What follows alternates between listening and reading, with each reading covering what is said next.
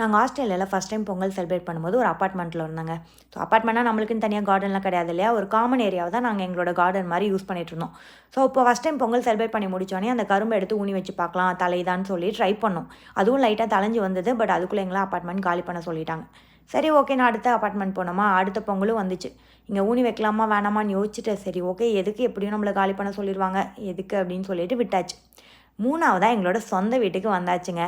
பொங்கல் வரங்காட்டியே பொங்கலில் வாங்குகிற கரும்பை ஊனி வைக்கிறதுக்கு ஒரு இடத்த கார்டனில் ஸ்கெட்ச் மார்க் போட்டு ரெடியாக வச்சுருந்தோம்.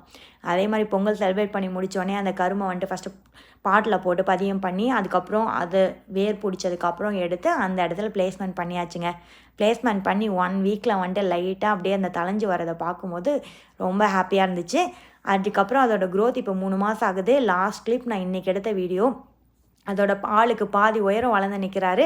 குமுதாவும் ரொம்ப ஹாப்பி என்னாச்சு.